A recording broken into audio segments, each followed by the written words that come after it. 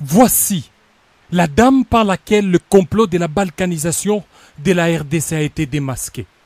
Il s'agit de Béatrice Safari, épouse de Rukumera, coordonnateur du M23 chargé de la mise en œuvre de la déclaration de Nairobi. Tout est parti d'une simple et banale fouille, qui d'ailleurs est des routines le 18 avril 2018 à 13 h, à la barrière entre la RDC et le Rwanda, plus précisément à Goma.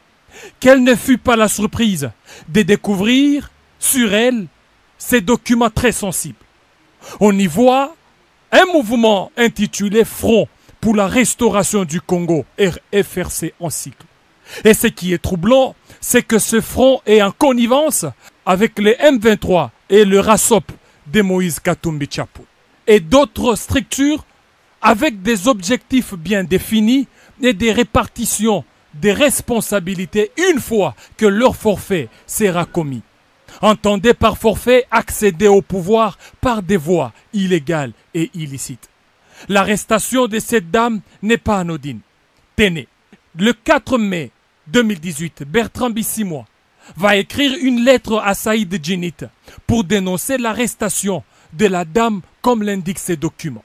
Alors, que contient ces documents mystères? En le feuilletant, l'on se rend compte que ces documents est composé de deux grandes structures politiques et militaires. Le RASOP de Katumbi Chapwe et les ex-M23.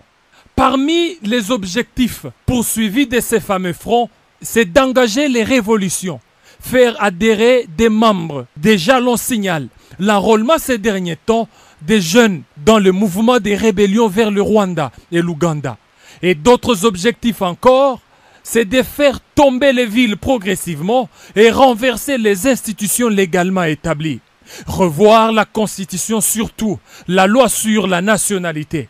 Instaurer la transition de 3 à 5 ans, voilà l'essence d'une transition sans Joseph Kabila, clamée haut et fort par certains politiciens. Revoir aussi en même temps la loi électorale et consacrer un fédéralisme efficace pour faciliter la balkanisation avec le concours de certaines multinationales. Que cache le propos de deux présidents Yoweri Museveni Kaguta et le Rwandais Paul Kagame à Gisenyi au mois de mars dernier, lorsqu'ils disent qu'ils vont aider à résoudre le problème du Congo tel qu'ils le connaissent? Au mois d'avril dernier, au Soudan du Sud, Yoweri Museveni a tenu de propos discourtois à l'égard des autorités congolaises depuis 1960.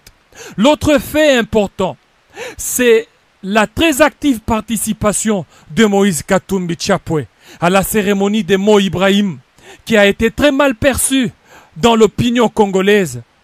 Et dans ces stratégies, l'homme de Kashobwe met en contribution les services de Madame C, d'origine burundaise, devenue très active entre Pretoria et Kampala, où elle sollicite l'appui logistique militaire de ces pays, avec le soutien d'un président de l'Union africaine, mais malheureusement anti-panafricain. Désormais, plus rien ne sera comme avant. La République démocratique du Congo est déterminée à sauver sa souveraineté chèrement acquise et capable à dénoncer toute velléité de balkanisation.